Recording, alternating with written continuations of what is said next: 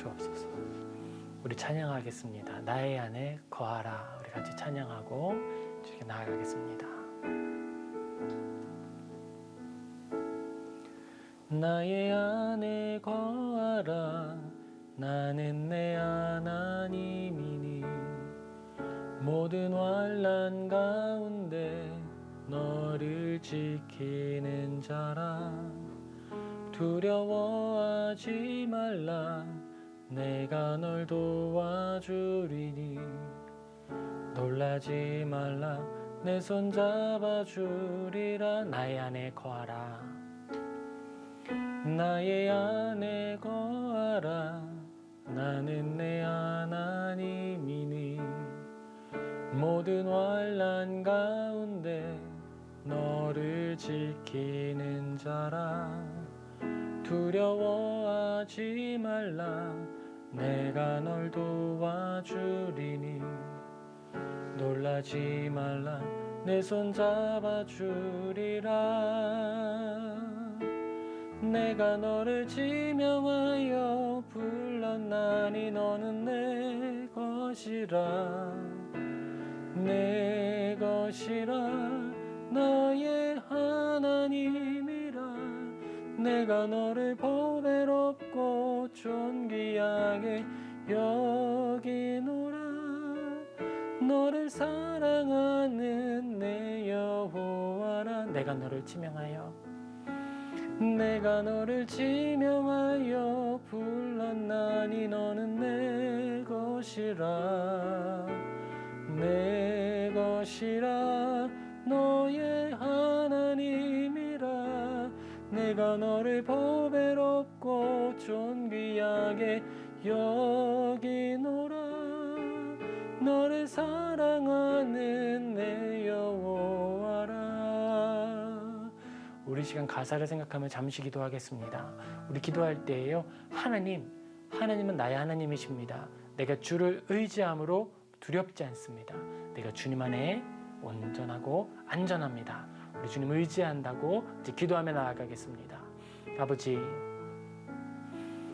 우리의 모든 삶 속에서 우리가 담대할 수 있는 이유, 하나님이 살아계시는 것을 믿기 때문입니다. 아버지 하나님, 나는 부족하고 연약하기에 나의 지성은 늘 모자라고 나의 계획은 늘 불확실하기에 언제나 두렵습니다. 하지만 하나님의 그 능력은 결코 벗어남이 없고 모든 것이 주님의 선하신 뜻 안에 이루어짐을 우리가 믿기에 감사하며 견디며 나아갑니다. 아버지 하나님, 우리의 삶 가운데 하나님을 믿고 기다리며 주님을 의지하며 머무는 것으로 감사함이 더 커지게 하여 주시고 감사를 누리게 하여 주시옵소서. 두려움이 아니라 매 순간 새로운 희망과 주님 주시는 큰 위로 안에 화목을 누리게 하여 주시옵소서. 주님, 우리를 붙들어 주시옵소서. 우리 이어서 내가 주인 삼은 모든 것 내려놓고 찬양하겠습니다.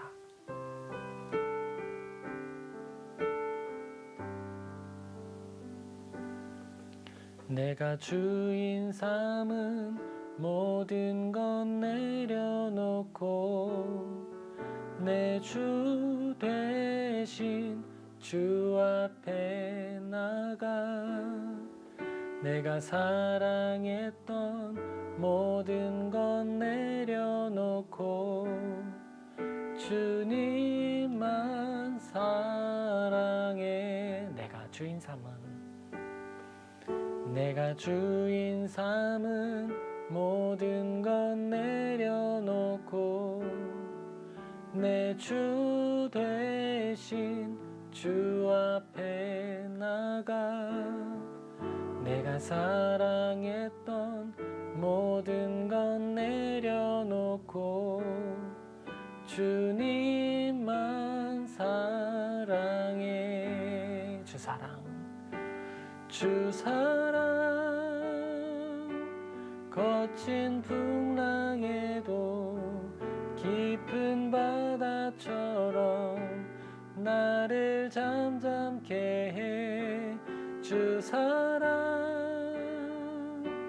내 영혼의 반석, 그 사랑 위에 서리.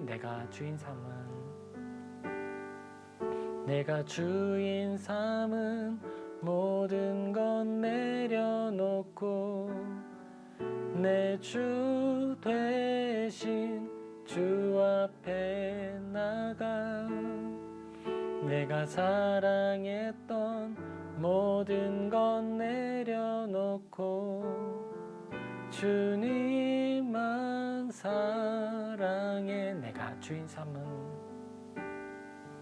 내가 주인 삼은 모든 것 내려놓고 내 주 되신 주 앞에 나가 내가 사랑했던 모든 것 내려놓고 주님만 사랑해 주 사랑 거친 풍랑에도 깊은 바다처럼 나를 잠잠케 해 주 사랑 내 영혼의 반석 그 사랑 위에 서리 아멘. 우리 이어서 나의 피난처 예수 찬양하겠습니다.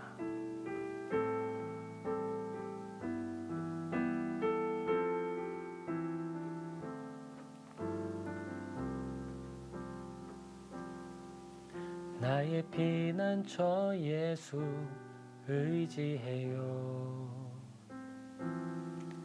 나의 피난처 예수 의지해요. 나의 가는 길에 거센 바람 몰아쳐와도 나의 피난처 예수 의지해요. 나는 영원히 주님 사랑해요. 나는 영원히 주님 사랑해요. 세상 어떤 것도 나의 사랑 끊을 수 없네. 나는 영원히 주님 사랑해요. 아바 아버지 아바 아버지 나를 사랑하시니 나의 모든 것 주께 드려요. 아바 아버지 내가 여기 있으니 주님 영광 위하여 써주세요. 아바 아버지 아바 아버지 나를 사랑하시니 나의 모든 것 주께 드려요. 아바 아버지 내가 여기 있으니 주님 교회 위하여 써주세요. 나의 피난처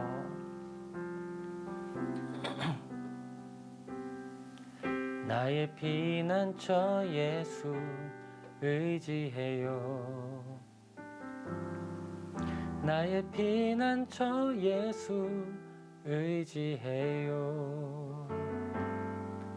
나의 가는 길에 거센 바람 몰아쳐와도 나의 피난처 예수 의지해요. 나는 영원히 주님 나는 영원히 주님 사랑해요. 나는 영원히 주님 사랑해요. 세상 어떤 것도 나의 사랑 끊을 수 없네. 나는 영원히 주님 사랑해요. 아바 아버지 아바 아버지 나를 사랑하시니 나의 모든 것 주께 드려요. 아버지, 내가 여기 있으니 주님 나라 위하여 써주세요. 아버지, 아버지, 나를 사랑하시니 나의 모든 것 주께 드려요. 아버지, 내가 여기 있으니 주님 교회 위하여 써주세요. 아멘. 우리 마지막으로 미랄 같이 고백하겠습니다.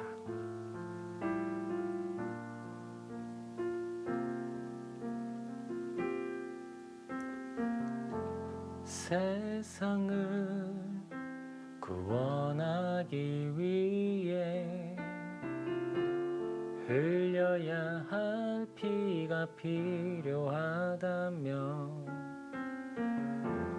죄인을 대신하기 위해 희생의 제물 필요하시다면 내 생명 제단 위에 드리리. 주 영광 위에 사용하소서. 생명이 또 다른 생명 낳고 주님 볼 수 있다면 나의 삶과 죽음도 아낌없이 드리리. 죽어야 다시 사는 주의 말씀 믿으며 하늘의 미랄 되어 썩어지리니 예수님처럼 살아가게 하소서. 생명이 또 다른 생명 낳고 주님 볼 수 있다면 나의 삶과 죽음도 아낌없이 드리리. 죽어야 다시 사는 주님 말씀 믿으며 하늘의 미랄 되어 썩어지리니 예수님처럼 살아가게 하소서. 아멘. 우리 가사 생각하면서 같이 기도하겠습니다. 우리 먼저 기도할 때에요, 하나님, 내가 먼저 주님 나의 모든 것을 내려놓고 주님을 우선하는 믿음을 회복하게 하여 주소서라고 우리 같이 기도하며 나아가겠습니다. 아버지 하나님, 우리 이 시간 말씀을 통해 우선순위를 다시 새롭게 하기를 원합니다. 코로나19로 인해 내가 너무 생계에 매여 있고 생활에 매여 있지는 않았습니까? 우리 자녀들의 안전, 나의 안전을 생각하느라 하나님을 저 멀리 던져놓지는 않았는지 모르겠습니다. 하나님, 이 시간 우리 기도하오니 우리 우선순위가 회복되게 하여 주옵소서. 본래의 자리를 찾게 하여 주시옵소서. 아버지, 우리 한 가지만 더 두고 기도합시다. 우리 기도할 때에요, 하나님, 우리 이 시간 말씀을 들을 때에 정말 말씀을 듣는 자의 자세 회복하게 하여 주옵소서. 정말 주님을 사랑하는 종으로서, 순복한 자로서 가까이 머물러 귀 기울이는 자 되게 해달라고 같이 기도합시다. 주님, 이 기도의 시간이 아버지, 우리의 팍팍해진 마음이 거룩한 성령님의 담비로, 은혜의 담비로 촉촉하게 젖어들게 하여 주시옵소서. 그리하여 생명의 씨앗이 심겨질 때 그 씨앗이 자라날 텃밭이 준비되게 하여 주시옵소서.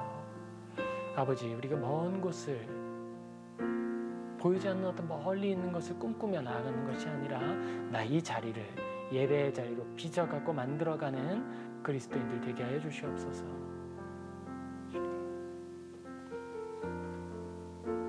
이 모든 것 예수님의 이름으로 기도합니다. 아멘.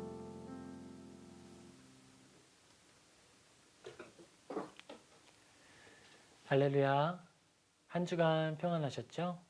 주님의 은혜가 예배하는 모든 자리에서 항상 함께하기를 축복합니다.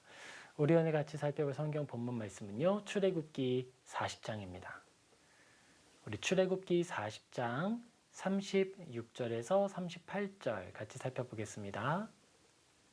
우리 순종이라는 제목으로 같이 한번 살펴보겠습니다. 출애굽기 40장 36절에서 38절입니다. 제가 봉독해 드리겠습니다. 구름이 성막 위에서 떠오를 때에는 이스라엘 자손이 그 모든 행진하는 길에 앞으로 나아갔고, 구름이 떠오르지 않을 때에는 떠오르는 날까지 나아가지 아니하였으며, 낮에는 여호와의 구름이 성막 위에 있고 밤에는 불이 그 구름 가운데에 있음을 이스라엘의 온 족속이 그 모든 행진하는 길에서 그들의 눈으로 보았더라. 아멘. 우리는 이스라엘의 여정을 통해서 그리스도인의 삶을 봅니다. 하나님이 그걸 의도하시고 성경을 기록을 하셨어요. 이스라엘이라고 하는 그 이름 어떻게 아세요? 먼저 그 이스라엘은 한 개인의 이름이었죠. 그 사람의 이름은 본래 무엇이었죠? 야곱이었습니다. 야곱, 속이는 자. 그 이름을 가졌던 사람이 어떻게 됐죠? 많은 고난과 험악한 세월을 지나고 나서 이름이 바뀌었어요. 이스라엘. 하나님과 다투어 이긴 자라는 이름으로 이름을 바꾸게 되었습니다.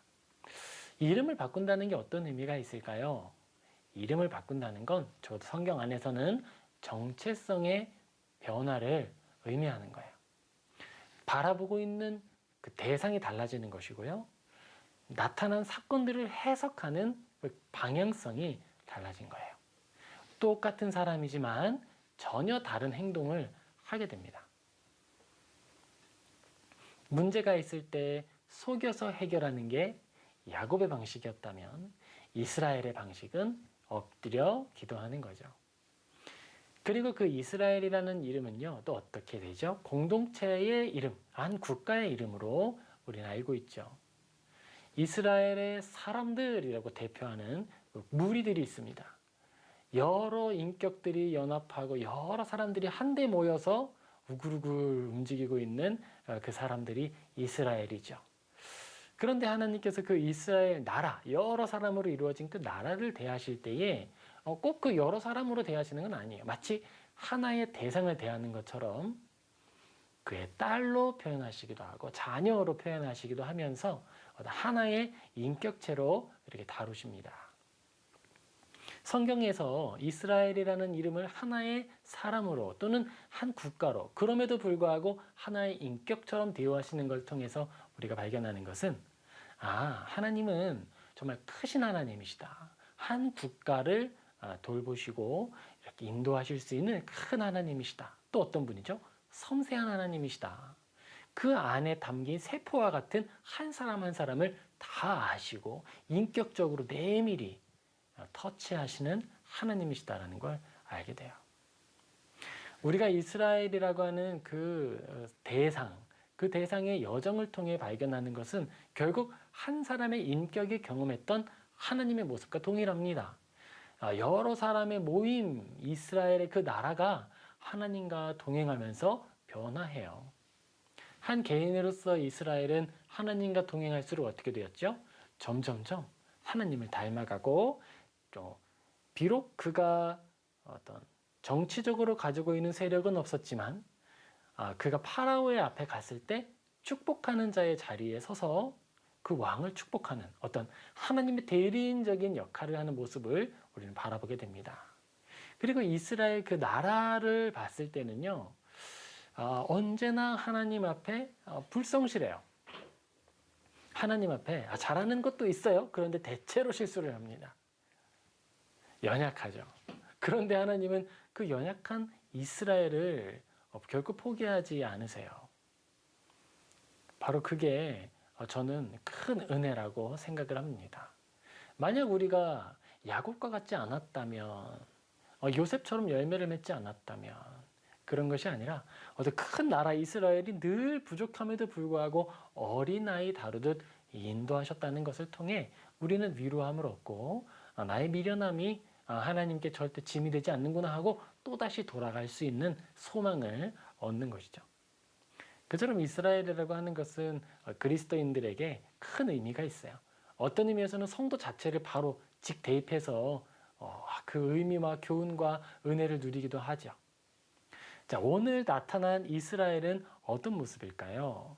이스라엘은 오늘 하나님과 동행하는 그 모습을 보여주고 있습니다. 출애굽기 40장 36절에 이렇게 기록됩니다. 구름이 성막 위에서 떠오를 때에는 이스라엘 자손이 그 모든 행진하는 길에 앞으로 나아갔고, 그렇죠? 자, 구름은 무엇이죠?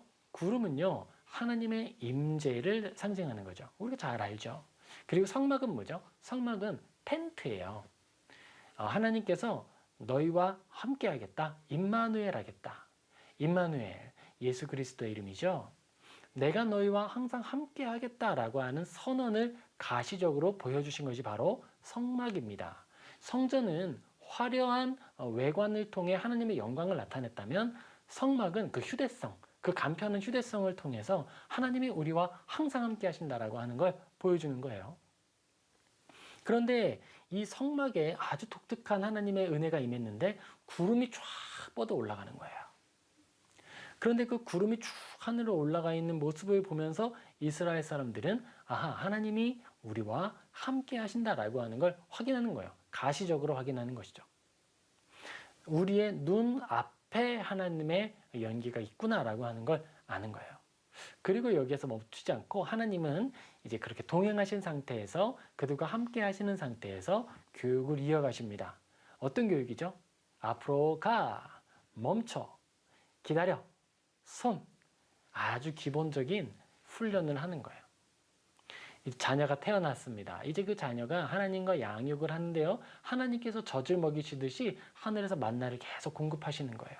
너희들 일하지 마. 다른 것에 마음 뺏기지 마. 다른 것에 마음 뺏기지 말고 오직 한 가지만 해보자. 내가 가라 그러면 가고 서라 그러면 서는 거야. 너의 먹을 것과 입을 것, 옷은 헤어지지 않을 것이고 신발은 헐지 않을 거야. 그리고 먹을 것은 매일 그날에 먹을 것을 밖에서 얻어와. 그리고 금요일에는 2배 얻어와. 그럼 토요일엔 일하지 않아도 그거 먹어. 일요일엔 또 나가서 일을 해와. 그러는 거예요. 왜냐면 그때는 쉬는 날이 우리하고 달랐으니까. 주일이 그때는 토요일이었으니까요. 부활 이후에 날짜가 바뀝니다. 하나님이 그 일을 통해서 계속 알려주시는 거예요. 이스라엘 사람들은요, 그 안에서 평안을 누리면서 하나씩 해나갑니다. 자, 앞으로 나아간다라고 할 때 앞으로 나아가는 신호는 구름이 쫙 올라가는 거예요. 그리고 구름이 이제 올라가지 않으면요, 그냥 있는 거예요. 자, 근데 이스라엘 사람들은 지금 어디에서부터 나와서 어디로 가고 있었죠? 이게 중요하죠. 이스라엘 사람들은 이집트에서 나왔어요. 이집트에서 나와서 이제 목적지인 가나안, 약속의 땅을 향해 가고 있습니다. 자, 그 우리 출발지가 있고 목적지가 있습니다. 그러면 한국 사람에게 있어서 제일 중요한 건 뭐죠? 언제 도착하느냐? 이거죠. 목적지가 어디냐 나왔고 출발지 나왔으면 이제 언제 나온지 빨리 시간 계산하는 거예요. 최단거리 찍어가지고 가는 거죠. 막 비싼 도로 찍어가지고 가는 거예요. 그런데 하나님의 관심은 거기에 있지 않았어요. 여기에서 문제가 발생합니다. 우리는 여기에 집중을 하려고 하는 거예요. 하나님께서 우리에게 원하시는 순종은요, 여러분 어떤 순종일까요? 성경에 나타나는 여러 가지 순종의 모습들을 함께 보죠. 사무엘상 15장 3절에 보면 이런 하나님의 명령이 주어집니다. 지금 가서 아말렉을 쳐서 그들의 모든 소유를 남기지 말고 진멸하되 남녀와 소와 젖먹는 아이와 우양과 낙타와 나귀를 죽이라 하셨나이다 하니 사무엘이 사울에게 명령을 전달합니다. 하나님께서 이 일을 하라 하십니다. 자, 하나님께서 일을 하라 하고 명령을 주셨어요. 그러면 사울이 해야 할 건 뭐였죠? 사울이 해야 하는 건 순종이었어요. 하나님께서 주신 그 말을 그 말대로 하는 거예요. 그죠? 하나님께서 말씀하시고 그 말이 이루어지고 우리 이거 어디서 많이 봤어요? 어디서 봤죠? 성막이 지어지는 모든 과정, 하나님께서 모세를 통해 명령하시고 이스라엘 사람들이 그 명령 들은 것을 이제 그 다음에 이어지는 행동이 바로 그거였어요. 말씀을 따라 준행했다. 성막을 지을 때에도 하나님께서 그에게 모세에게 원형을 보여주시고 본래 예수 그리스도의 그 모습, 그들의 임할 것들을 환상으로 보여주시고 그 모습을 본따서 만든 거예요. 하나님이 명령하신 대로 섬세한 기준을 따라 말씀하신 대로 행동하는 거예요. 자, 이것을 통해 아는 것은 무엇이죠? 하나님의 명령은 이 땅에 존재하는 그 순간부터 행동을 바라본다는 거예요. 하나님의 명령이 있고 순종이 없다면 명령은 아닌 거죠. 하나님께서 이스라엘 사람들에게 은혜를 베푸셨다라고 하는 건 동행하신 그 자체잖아요. 구름이 임재하신다는 건 임하셨다라는 거니까. 그럼 그 하나님의 임하심이 은혜가 돼서 이스라엘 사람들에게 효력을 발휘할 때 어떻게 효력을 발휘하죠? 이스라엘 사람들을 하루하루 점점점 조금씩 약속의 땅으로 가까이 인도하는 것으로 효력을 발생하는 것이죠. 자, 하나님께서 사무엘을 통해 사울과 동행하여 이스라엘 나라를 경영하신다. 이것을 어떻게 우리가 확인하죠? 하나님이 사무엘을 통해 말씀하신 일이 사울의 실행을 통해 일이 이루어지는 것을 통해 아는 거예요. 그런데 사울은 순종하지 않았습니다. 사무엘상 15장 3절에 명령이 주어지고 9절의 결과가 나와요. 사울과 백성이 아각과 그의 양과 소의 가장 좋은 것 또는 기름진 것과 어린 양과 모든 좋은 것을 남기고 진멸하기를 즐겨하지 아니하고 가치 없고 하찮은 것은 진멸하니라. 딱 보기에 돈 안 될 것 같은 것만 다 처분하는 거예요. 그렇죠. 그렇게 됐을 때 하나님의 동행하심이 아무런 효력이 없게 된 거예요. 불순종을 인해서 하나님이 사무엘과 분명히 지금도 동행하시고 있는데 그 동행하시는 일의 좋은 효력이 하나님의 복 내려주심이 그 땅 가운데 임하지를 않는 거예요. 순종이 없으니까요. 우리는 하나님의 일을 바라볼 때에 바로 이 점을 또 집중하게 됩니다. 하나님이 우리와 함께 하신다라고 하는 고백 그 자체가 복의 시작인데 그럼 그것으로 종결인가? 그건 아니라는 거예요. 하나님을 믿는 믿음이 우리의 어떤 내밀한 양심의 평안만 주고 효력에 끝나는 게 결코 아니라는 거죠. 하나님께서 우리와 함께 하신다라고 하는 그 은혜는요. 하나님의 명령을 순종하는, 명령에 따라 순종하는 그리스도인의 삶까지 나타났을 때의 효력으로 가는 거예요. 레위기 11장 45절에는 이렇게 기록이 됩니다. 나는 너희의 하나님이 되려고 너희를 애굽 땅에서 인도하여 낸 여호와라. 내가 거룩하니 너희도 거룩할지어다. 하나님께서 거룩하시니까 너희도 거룩해라. 내가 너희를 나의 백성을 삼을 거야. 너희의 하나님이 될 거야. 그런데 그러기 위해서는 너희가 거룩해져야 돼. 우리에게 있어서 하나님의 명령은요, 그 실행을 반드시 생각을 해야 하는 거예요. 자, 그런데 우리가 아까 보았던 출애굽기 40장으로 다시 돌아가겠습니다. 우리가 그렇죠. 한국인으로서 출발지가 있고 도착지가 있으면 시간이 제일 중요하다고.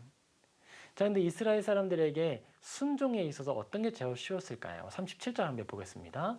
구름이 떠오르지 않을 때에는 떠오르는 날까지 나아가지 아니하였으며.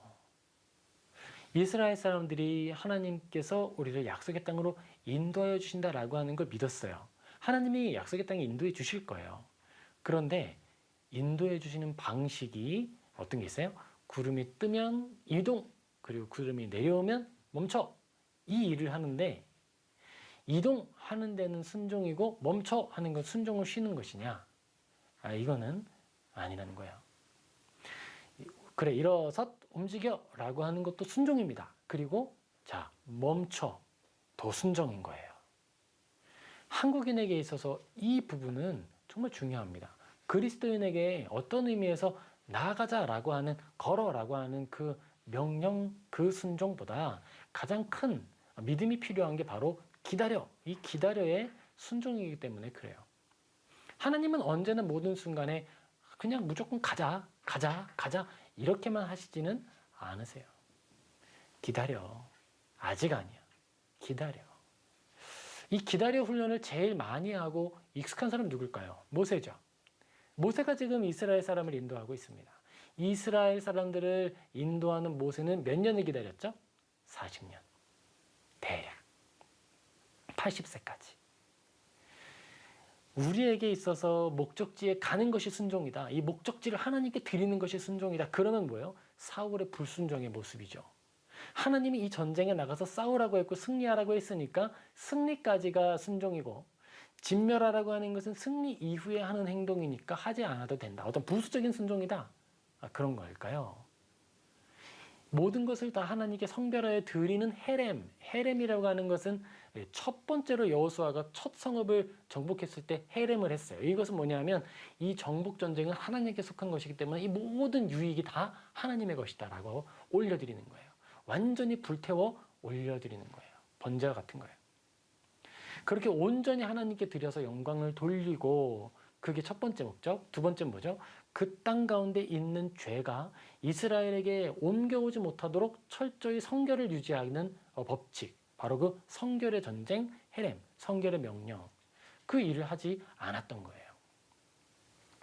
하나님의 명령은 전쟁에서 승리해라, 목적지에 도착해라, 그것으로 가지 않는다는 거죠. 자, 하나님이 만약에 목적 지향적인 분이셨으면 어땠을까요? 구름 기둥이요, 하나님의 그 텐트, 성막으로부터 어디로 가는 거예요? 다음 성막이 이동해야 할 가나안 땅의 그 성전 장소, 그 구름이 쭉 직선으로 뻗어가지고 그 자리로 연결이 돼야죠. 그러면 어떻게 해요? 이스라엘 사람들은 그냥 육체가 그냥 허락하는 데까지 그냥 기차 달리듯이 달려가면 되잖아요. 으아 외치면서 구름을 따라 직선으로 최단거리로 쫙 달려가서 다음에 이젠 성전 지어야 돼. 으아 막 행동하고. 그런데 하나님은 아니었어요. 하나님은 구름 기둥을 하늘로 올려보냅니다. 너희들은 하루를 나와 동행하는 거야.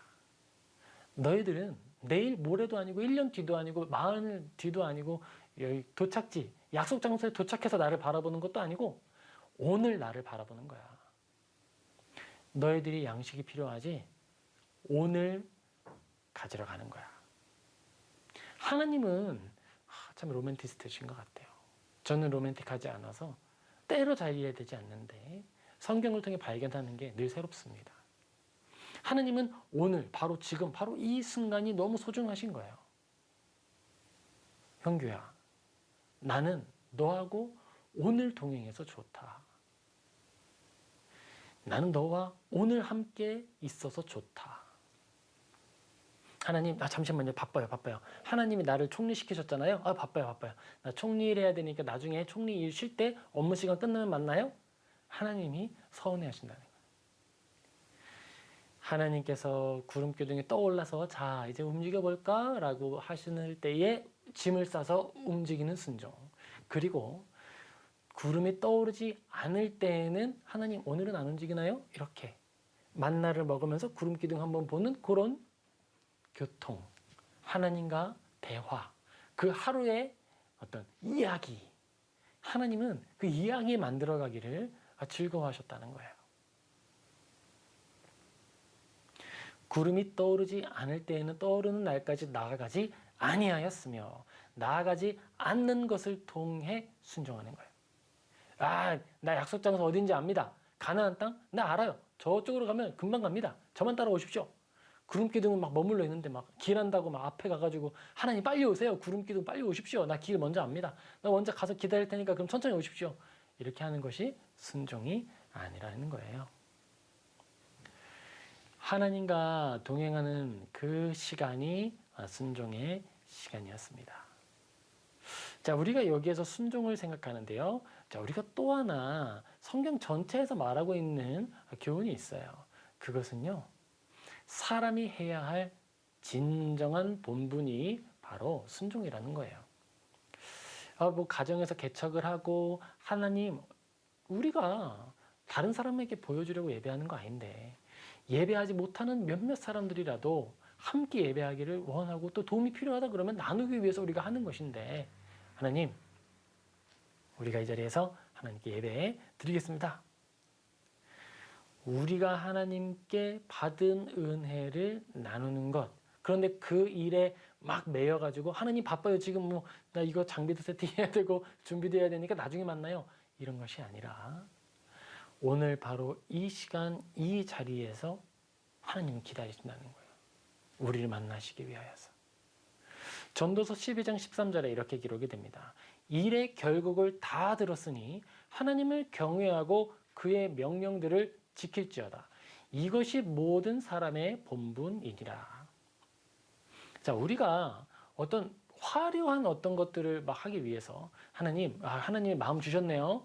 예배 드리지 못하는 사람들 예배 드려야 되니까 예배 드릴 수 있도록 뭐 이런 서비스도 제공하고 이런 화려한 것도 제공하고 보암직도 먹음직도 한 것들을 여러 개 준비해야겠네요. 하나님, 그럼 그거 준비해야 되니까 저 일 좀 하고 올게요. 하나님, 예배는요 그때 드릴 테니까 좀만 기다려주세요. 그런 것이 아니라 하나님은 부족하고 미련한 오늘을 받으신다는 거예요. 텐트가 아직 완성되지 않았던 그 순간에도 하나님은 그들과 동행하셨어요. 텐트가 아직 만들어지지 않았던, 성막이 아직 만들어지지 않았던 순간에도 하나님은 늘 함께 하셨는데 성막을 통해 그 함께 하심이 더 분명하게 드러나는 거예요. 그런 거죠. 우리에게 있어서 예배 또한 그렇습니다. 본래 하나님은 우리와 늘 함께 하세요. 그런데 이 예배를 통해 하나님의 함께 하심이 더 분명하게 드러나는 거예요. 우리 모든 삶이 다 예배라는 걸 기억한 채로 더 큰 임재를 누리는 시간을 갖는 거예요. 자, 우리가 이렇게 하나님의 뜻에 순종하며 나아갑니다. 자, 그런데 이 순종에 있어서 우리가 또 해야 하는 일이 몇 가지 있어요. 고민해 봐야 되는 것들이 있어요. 먼저는 우리가 순종은 그럼 무엇인가라고 생각을 했는데, 순종은 무엇이었어요? 앞으로 가는 것만이 아니라 어떤 목표를 달성하는 것만이 아니라 오늘 하루다. 그래, 순종은 가장 작은 것부터, 그리고 하나님의 말씀을 온전히 이루는 것, 그리고 그 모든 결과만이 아니라 과정 전체, 그게 다 순종이구나. 작은 순종들이 모여서 큰 순종 하나를 만드는 거구나. 그런 걸 알게 되죠. 그럼 또 하나, 무엇을 순종해야 할 것인가? 이게 또 중요한 문제죠. 제가 자주 강조하는 것 몇 가지가 있는데요. 하나님의 뜻을 구분하는 것도 있습니다. 하나님의 뜻을 어떻게 구분해야 될까요? 먼저 하나님의 영광이 되는 일을 내가 가진 선택지 중에서 확인해 보는 거예요. 내가 가진 선택지 중에 하나님의 영광에 따르는 것이 무엇일까? 사실 이거 중요합니다. 하나님을 알지 못하면 하나님을 기쁘시게 할 수 없어요. 하나님이 무엇을 기뻐하시고 우리에게 무엇을 원하셨는지 알아야 우리는 첫 번째 단계를 성공할 수 있습니다. 하나님께 영광이 되는 일이 무엇일까? 선택을 하죠. 선하고 올바른 일이 바로 그겁니다. 하나님은 빛이시고 선하신 분이시기 때문에 결코 불의함이 있어서는 안 돼요. 그런 거죠. 우리가 교회를 지을 겁니다. 교회를 만듭시다. 교회를 이룹시다. 라고 하면서, 자, 그러니까요, 여러 가지 불법들한 일을 해도 하나님 이해해 주실 거예요. 그럼 돼요? 절대 안 되죠. 오히려 그럴 때는 뭐 하는 거예요? 구름 기둥이 아직 우리를 떠서 위로 올라가지 않았어. 기다려 봅시다. 우리에게 불법적인 방법 외에 이 일을 이룰 수 있는 길이 없다면 하지 않아야 되는 거예요. 하나님이 우리에게 주시는 명령 중에 대부분은 기다려요.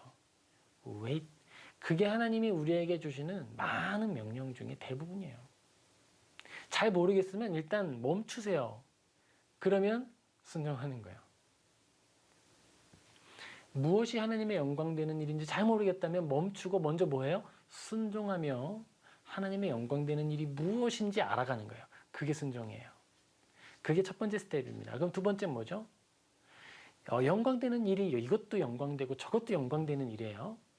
자, 모든 게 하나님의 영광이 된다 했을 때는 그 중에 힘든 일을 고르는 거예요. 왜일까요? 힘든 일인데도 불구하고 그게 나에게 선택지로 주어졌다. 그건 뭐죠?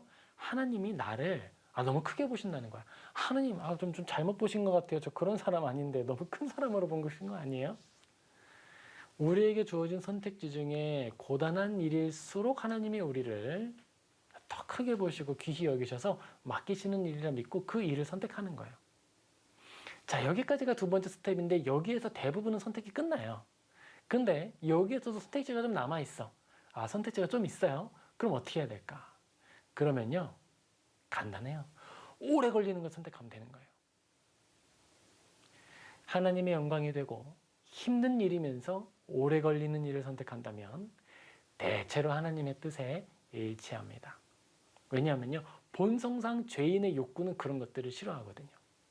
죄인의 욕구에 일치하지 않는 게 내 안에 피어났다. 그럼 뭐예요?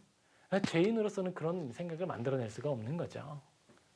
하나님이 우리에게 넣어주시지 않고서야 미치지 않고서야 어떻게 이런 생각을 해? 그런 것처럼 내 스스로는 만들어낼 수 없는 선택지가 내 안에 있음을 검증해내는 거예요. 우리는 그 일을 통해 하나님의 거룩한 뜻이 나를 통해 이루어지는 것을 보는 거예요. 그런데 결과만 보는 것이 아니라 과정을 보는 거예요. 그래서 우리는 나의 삶에 이루어진 하나님을 찬양할 수 있죠. 저는 이렇게 생각합니다. 우리 모두에게 각자 달란트를 주시고 각자 사명을 주시고 목사는 목사로서의 사명을 또 어떤 성도로서의 삶을 직분자의 삶을 사는 분들은 그런 삶을 또 사는 사명을 주시잖아요. 그러면 그 모든 삶을 마치고 우리가 다 천국 갈 텐데 그러면 어떨까라는 상상을 종종 해요. 그럼 참 그럴 것 같아요. 우리가 하나님을 영화롭게 하고 영원히 찬양할 텐데요. 한 사람 한 사람이 그의 삶에 있었던 사건들을 가지고 찬양의 노래를 지어서 하나님께 부를 것 같아요. 겹치는 찬양이 없어요. 그런데 모르는 찬양도 없어요. 우리 모두의 삶에 개입하시고 일하셨던 하나님을 그렇게 고백하면 한 인격의 한 상황에 한 시대에 도대체 몇 개의 찬양이 생겨나는 거예요. 우리의 삶을 찬양으로 만들어 가시는 거죠. 어떻게 해요? 하루하루 동행하심을 통하여서. 단번에 요셉을 총리로 바꾸신 것이 아니라 종도 감옥에도 보내셔서 총리를 만드셨던 하나님이 이제 우리를 다루실 때도 그러신 거죠. 가라, 영광된 일을 해라가 아니라 기다려. 너의 젊음이 다 지나가더라도 기다려. 그 일을 통해서 이루시는 일을 보는 거예요. 우리는 하나님의 일을 순종할 때 하나님이 어떠한 분이신지 아는 것 또한 중요하다고 이야기를 합니다. 왜냐하면 하나님의 그 말씀에 순종하기 위해서는 하나님이 어떤 분이신지 알아야 되기 때문에 그렇죠. 아름다운 열매를 맺지 아니하는 나무마다 찍혀 불에 던져지느니라. 이러므로 그들의 열매로 그들을 알리라.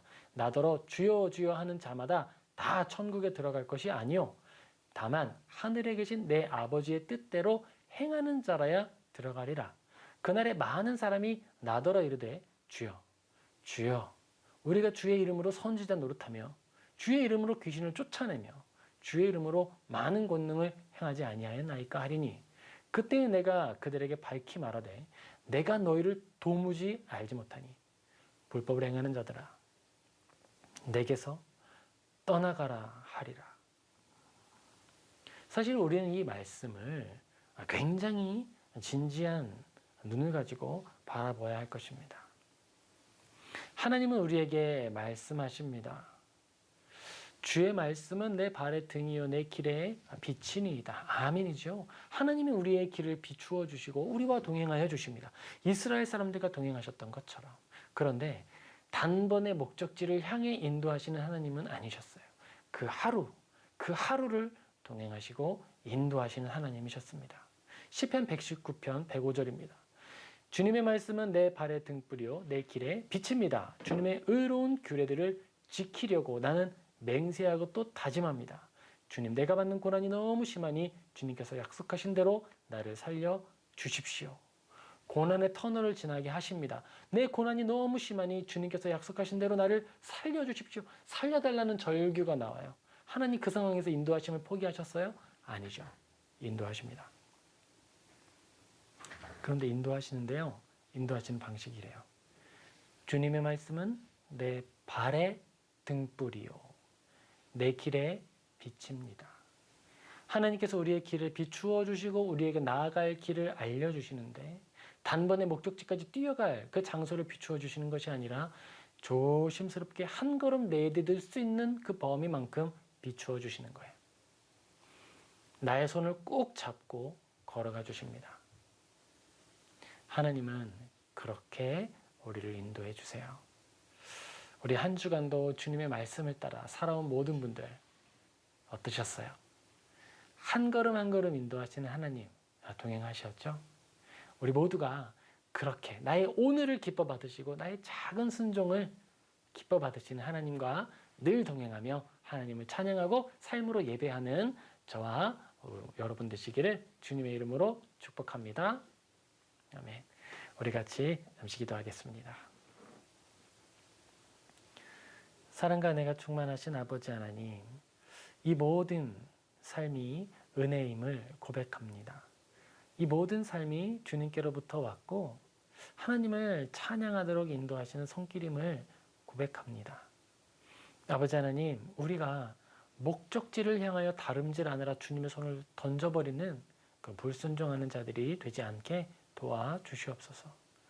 우리가 오늘을 귀히 여기고 오늘 내가 할 수 있는 작은 순종을 이루어내므로 하나님과 동행하는 아름다운 성도 되게 하여 주옵시고 때때로 우리가 불순종을 실수하게 되더라도 주님 손을 놓거나 완전히 버려버리는 것이 아니라 다시 돌이켜 주님의 손을 잡고 주님께로 나아가는 순종하는 종, 어여쁜 자녀 되게 하여 주시옵소서.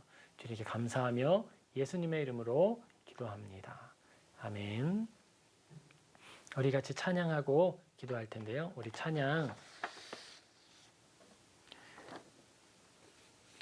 나의 피난처 예수, 우리 같이 찬양하겠습니다.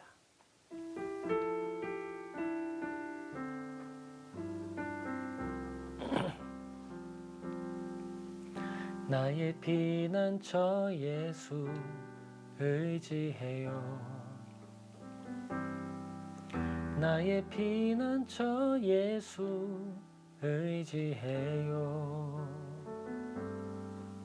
나의 가는 길에 거센 바람 몰아쳐와도 나의 피난처 예수 의지해요. 나는 영원히 주님, 나는 영원히 주님 사랑해요. 나는 영원히 주님 사랑해요. 세상 어떤 것도 나의 사랑 끊을 수 없네. 나는 영원히 주님 사랑해요. 아버지 나를 사랑하시니 나의 모든 것 주께 드려요. 아버지 내가 여기 있으니 주님 영광 위하여 써주세요. 아버지 아버지 나를 사랑하시니 나의 모든 것 주께 드려요. 아버지 내가 여기 있으니 주님 교회 위하여 써주세요. 우리 같이 기도하겠습니다. 아버지 하나님, 우리가 앞서가지 않게 하여 주시옵소서. 우리 한 가지 묻고 기도합시다. 아버지, 내가 주님 먼저 듣고 좀 기다리고 하나님의 뜻에 합당한 선한 일을 이루며 걸어가게 하여 주옵소서. 우리 교회의 성결과 내가 성결한 순종을 하게 해달라고 이제 주여 부르고 기도하겠습니다. 주님, 아버지 하나님, 우리가 선한 순종을 이루는 주의 종이 되기를 소망합니다. 아버지, 우리에게 많은 날 동안에 기다리라 하시는 그 뜻, 우리가 아직 준비되지 않았기 때문에, 아니면 겸손함을 통해 더 큰 열매 맺으라고 주신 그 기회, 그 시간 우리가 선하게 사용하기를 원합니다. 아버지 하나님, 정말 우리가 약속 장소를 안다고 먼저 앞장서 달려가고 불순종하고서도 뻔뻔하게 그렇게 주님 앞에 회개할 기회를 잃어버린 채 지내는 것이 아니라, 아버지, 우리가 너무 앞서갔음을 회개하오니 용서하여 주시옵소서. 우리가 결과만 좋으면 된다라는 어설픈 생각, 악한 생각으로 정욕에 못 이겨서 했던 수많은 잘못된 선택들과 악한 행동들 주여 용서하여 주시옵소서. 우리가 연약하여서 정욕에 승복하였습니다.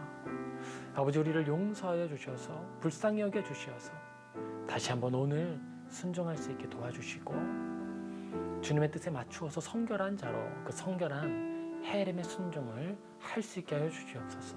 나에게 손해가 되더라도 기꺼이 내어놓고 나에게 해가 되더라도 순종함으로 주님을 영화롭게 하는 주의 종들 되게 하여 주시옵소서. 우리 이어서 한 번 더 기도하겠습니다. 두 번째 기도 제목은요, 주님, 이미 구름 기둥이 움직인 지 오랜데 제가 움직이지 않고 있습니다. 하나님, 내가 이제 다짐하고 하나님 어디 계신지 뻔히 아는데 안 가고 있었던 우리의 모습을 이제 털어내고 움직이오니 우리가 정말 모자람이 없이 그 자리 걸어갈 수 있게 도와주시옵소서. 움직여간 그 구름 기둥 순종하며 따라가게 해달라고 같이 주여 외치고 기도하며 나아가겠습니다. 주님, 우리가 이미 구름 기둥이 움직였다는 사실을 알고 있습니다. 하나님이 저기 나아가셔서 이제 나에게 건너오라고 손짓하고 계시는 우리가 바라봅니다. 아버지, 정말 우리가 미적지근하여서 우리의 믿음이 너무너무 연하여서 못 본 척하고 아닌 척하고 머물고 기다리며 계속 이 자리가 좋다 하고 기다리고 있었음을 회개합니다. 아버지, 용서하여 주시옵소서.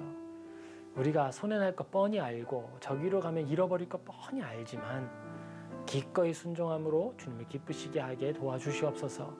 하나님은 전쟁에 이기는 것도 원하지 아니하시고 우리가 많이 얻은 것도 기뻐하시는 것이 아니고 우리가 부자가 돼서 하나님께 많이 드린다고 좋아하시는 것도 아닙니다.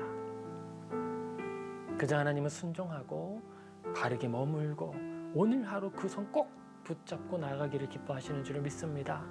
아버지, 우리 다시 회개하오니 용서해 주시고 은혜 베풀어 주시어서 정말 주님의 은혜 가운데 새로워지게 하여 주시옵소서. 아버지, 우리의 삶이 너무너무 연약합니다.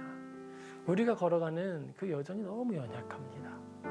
아버지, 정말 우리가 때로는 삶이 너무 험악하거나 나에게 주어진 환경이 너무 어려워서 타협할 때가 있었습니다. 누구도 여기까지 갈 수 없다고 이야기하기도 했습니다. 하지만 하나님을 사랑하고 보면 그 모든 일들 감당할 수 있음을 믿습니다. 하나님을 사랑하기 때문에 내가 그 길을 걸어갈 때 주님이 베드로도 물 위를 걷게 하셨는데 사랑하며 걷는 자녀를 어찌 또 물에 빠뜨리시겠습니까?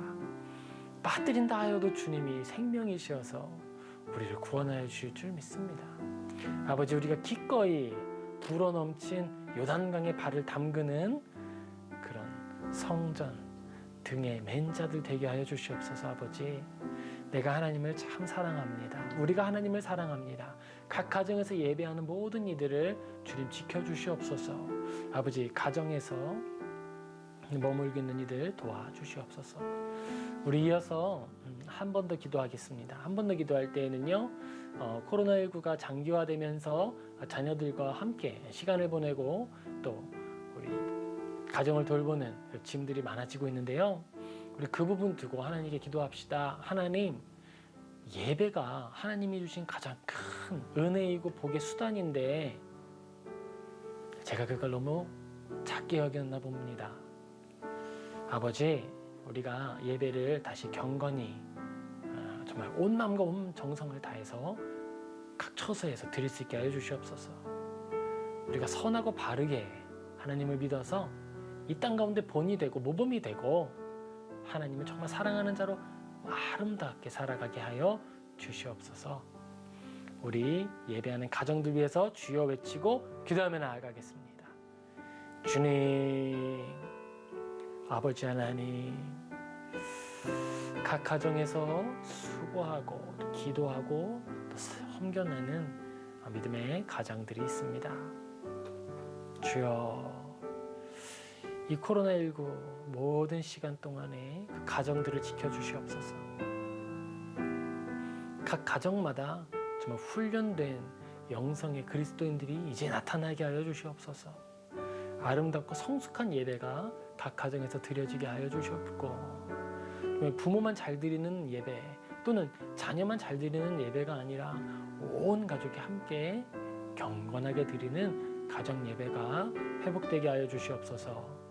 정말 우리 모두가 교회입니다. 각 가정이 가장 작은 단위의 교회입니다. 아버지, 그 교회들이 건전하게 세워지게 하시고 정말 성결하게 하여 주옵소서. 그리하여 우리가 하나님의 은혜의 때에 다시 모여 예배할 때에는 성숙한 믿음으로 아름다운 모습으로 떨어지거나 모자라지거나 잃어버린 양이 되는 것이 아니라 정말 건강한 양으로 다시 모여 예배하게 하여 주시옵소서. 또한 하나님, 우리가 저 가정 안에서 아래 세대에 복음을 잘 전하고 또 부모님께 복음을 잘 전하는 그런 복음 사명 감당하게 하여 주시옵소서. 우리의 이름을 전하는 게 아니고 교회의 이름을 전하는 것이 아니라 예수님을 전할 수 있게 도와주시옵소서. 우리가 예수님 전하기를 원합니다. 모든 것을 통하여 예수님을 증언하기를 원합니다.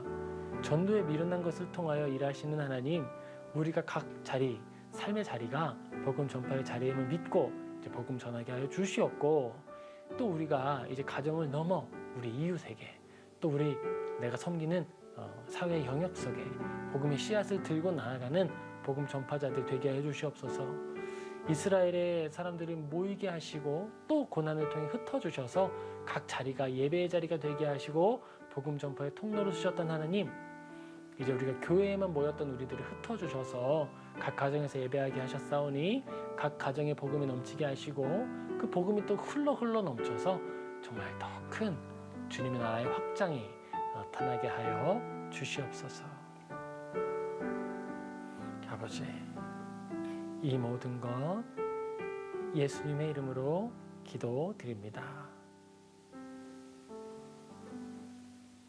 아멘. 우리 기도회는 이것으로 마치겠습니다. 주기도문으로 기도회는 마치는데요. 우리의 기도는 아직 마친 게 아니에요. 이제는 각 삶의 자리에서 각 처소에서 하나님과 독대하시고 하나님께 기도하는 시간 가지시길 축복합니다. 우리 같이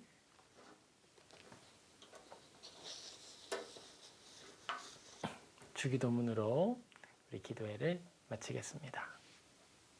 하늘에 계신 우리 아버지, 아버지의 이름을 거룩하게 하시며 아버지의 나라가 오게 하시며 아버지의 뜻이 하늘에서와 같이 땅에서도 이루어지게 하소서.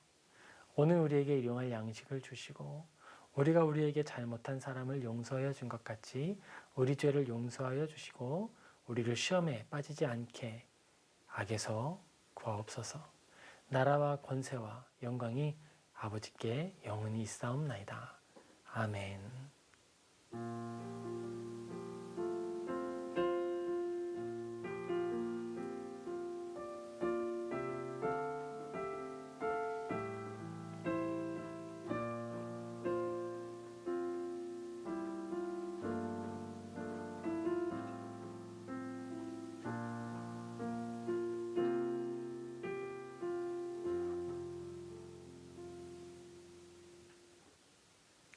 아멘. 감사합니다.